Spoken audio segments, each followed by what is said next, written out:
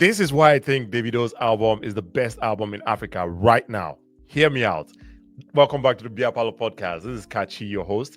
I bring you trending stories in Africa and Nigeria at large. And we're here once again to give you the review, break down the album 5 by Davido, which was released just yesterday, the 18th of April. I'm here to give you the review like none other ever. Hear me out. First off, I'm going to start by saying this. Davido had this comment to say via Apple Music, and he said this.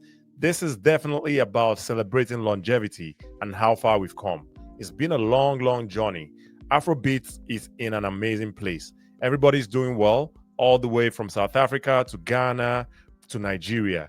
For us to have risen and taken this culture and the music to such heights, we have our own categories at the Grammys, at the Billboard Awards. We have our own festivals selling out more than festivals in America. It's crazy.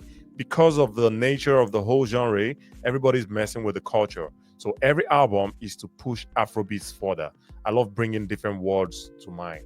Absolutely. We need people like Davido who's going to bring positivity, share positivity. And I love the way he says every album he makes is more so just pushing Afrobeats further, because we need people like him, obviously, big Afrobeats artists like him, to keep pushing this culture, to keep pushing this music, this sound, because, you know, it's a very beautiful sound. But hear me out. I'm not here to talk about Davido. I'm a fan, obviously. I'm a fan. So shout out to Davido. But I'm here to talk about the album and give you a review. Obviously, I'm going to talk about the genres. I'm going to talk about what I love about the album, which are my best. But we're going to talk about all that. Stick here till the end, and I'm going to tell you my best tracks, or the tracks I think are the best on the album, and you let me know also what you think about that as well. But first off, we had the first track on the album, which was, it was more like a monologue, or, like the intro, or call it whatever I want to call it. Then that was done by Al-Hanislam. That's a hard name to pronounce. Pardon me if I'm not saying your name right. Pardon me. She on that monologue, she was talking about how far Davido have come, producing 5 albums in his career so far. And personally, I don't think he's stopping. I think he's going to make a 6th album and possibly a 7th album. But, she just talked about his journey through, making albums upon albums and making albums upon albums. It's not easy. There's a lot of artists, big artists, who haven't made even 2 albums. But here we are with Davido, having 5 albums to his name. That's just a crazy accomplishment for someone who doesn't even have to do this, right? He really doesn't have to, because obviously he's wealthy. He not just himself, his family is very wealthy. So he doesn't really have to do this. So he's just an inspiration all rounder to me, and I think to many people out there. He's just an inspiration. Talking about inspirations, right? I broke this album down into 3. I think he had some inspirational music there. He had some R&B love songs there, and then he had some dance songs there. There was one track I couldn't categorize, and that track was the Holy Water. What number was that? That Holy Water was track 10, featuring Victony and Musa Keys. I couldn't put that or place that song in any of the categories that I have here, the inspirational, R&B love, or dance. But if you know, or if you think you know where you can put that in, or if it has its own genre, I'd like to know for sure.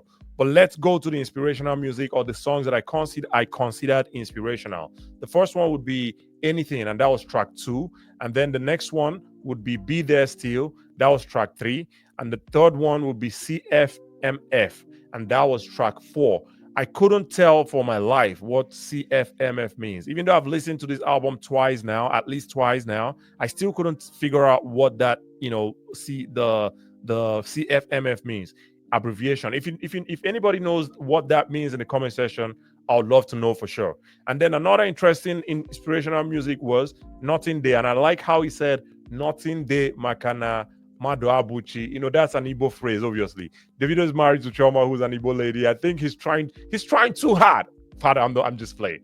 Davido tries to infuse, Igbo in most of his music. It's not just today. He did the other song with Fino back in the day, I think in 2019 or 2018, where he also infused some Igbo phrases into his songs, talking about I forget how he said it exactly, but let's stick to this album here today.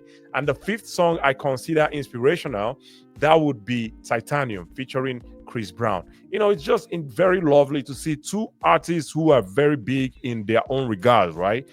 out here inspiring young people. I think that's crazy. Chris Brown is undoubtedly the best R&B singer right now, existing right now, still singing. He is, in my opinion. And I think most people would agree to that as well. For people like that to come out and make inspirational music, I think it's just great to see, right? And then the last one here would be Lately. And Lately was track 13. And that was one of my favorite or my best songs on the album. I'm going to move to the songs that I considered R&B on that album. 10 Kilo. And that was track, I'm going to make sure of that. 10 Kilo was track 5.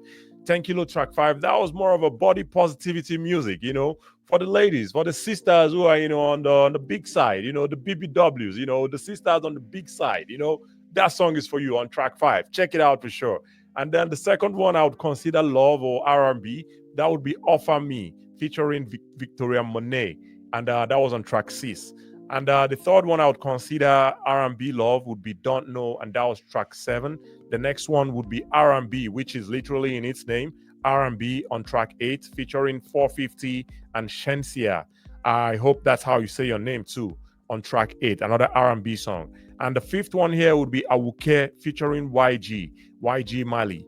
And that was on track 9. And this was one of the songs that was out, one of the songs that came out from the album before the album was released. And another song that was released, before the album was released yesterday was Funds. And I also consider that one R&B love song. And that was featuring Daju, my mistake. That was featuring Chike and Odumodu Black on track 15. And another R&B song, obviously, it's in its name again, Lover Boy featuring Daju and Tacy. That was on track 16. And the last, but not the least, obviously, which I consider R&B would be With You. And that was featuring Omale. And I like how he infused, the Highlife sounds in there, the guitars, in there. I just loved how he infused that. And Omale, obviously, in his cryptic way, he did his thing. You know how Omale says things like it's like he's thought, like he's, mumbling or just murmuring or stuff like that, right? And you have to replay to understand what he's saying, right? He did his thing again. Absolutely great track. And I even went as far to try to figure out what the lyrics, the lyrics of the song, right? I went to genius.com to figure out what the lyrics were, what he was saying. They too couldn't figure it out. So Omale, you need to tell us what you're saying when you sing, right? But hey, I'm a big fan of Omale as well. Shout out to Omale. And the next one, the next genre I think he did on that song, on that album, would be dance. And I consider track 14 to be a dance song. And that was Tech featuring Becky G. Take a sip there. But hey, one track, like I said earlier, that I couldn't figure out, we had to categorize that track, was Holy Water. And that was featuring Vic Tony on track 10. I don't know where to categorize that one. And I think if you think you know where to categorize that, I would love to know for sure.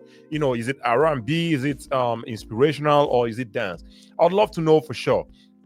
But hey, we're not going to do a review, a complete review without talking about the records, right? As we speak now, that song or this album is already breaking records in the UK.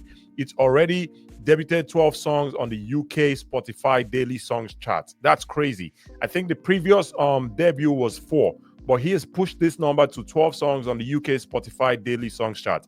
I don't know who's going to break this record anytime soon, which African album is going to break this record soon. But shout out to Davido, right? Shout out to Davido. He does his thing for sure. And hey, a review, we're not going to have a complete review again, right? Without saying the things that I like about the album and the things that I don't like about the album. I'm going to start with the things that I don't like about the album. On track 3, Be There Still. He kept repeating, be there still, be there still, be there still. I know it's supposed to be, an inspiration, to people. I guess he wanted you guys to understand that he's going to be there still, regardless of everything that's happening around his life, regardless of anything that people say or people do. He's always going to be there dropping hits and albums and hits and albums. Shout out to Davido. But I just think that was just something that ticked me on that one. He kept repeating, be there still, be there still, be there still. I just think there would be a better way to make that and to make that hook even better. I just feel like there'll be a better way to do it. But that was the only thing I could take out from that album. And obviously, I love the album. So there's a ton of things that I love about the album. I'm going to take a sip here before I continue telling you this. All right. So pros, the things that I love about the album, we all know Davido is a married man, right? He made love songs on this album, and he was quite respectful. Considering he's married, he didn't go too vulgar, and you could even assume that the love songs he was singing them to his wife. They weren't vulgar in any way. If you listen to those love songs, like the 8 love songs I listed out there, you can assume that he's speaking or he's singing to his wife, which was a great thing. I love how he respected his wife. It just shows growth and maturity from him too. There was a lot of versatility from Davido.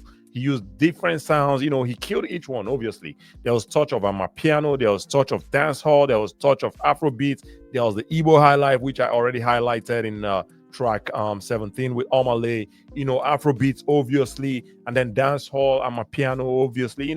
He infused all that sounds in his music, and he killed it every time. And he did that obviously by bringing in different DJs. Not DJ, different producers. One producer that stood out to me was the Young Alpha. Young Alpha did his thing. He featured most times.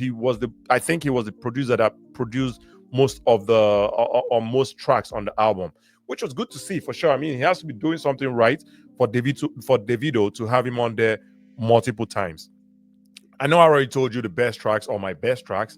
One was Lately, track 13, and then the other one was With You, featuring Omale. Those are my best 2 tracks. But you guys let me know what your best tracks on the album are. I'd love to know for sure. Hey, there is no review without saying what I rate the album, right? There's nothing perfect in this world. So I'm not gonna sit here and say this album is a 10 over 10 album. It's a great album, no doubt about that. But I personally rate it an 8. You guys tell me what you rate this album. Listen to the album and tell me what you rate the album. It'll be interesting to know. I'd also love to know what your best tracks are on the album. I'd also love to know if anybody knows what CFMF means. I'd love to know that as well. And also where you would categorize Holy Water. Is it R&B? Is it inspirational? Or is it dance? Or is it just, good old Afrobeats? I'd love to know for sure. But hey, with this one, I'm going to say peace.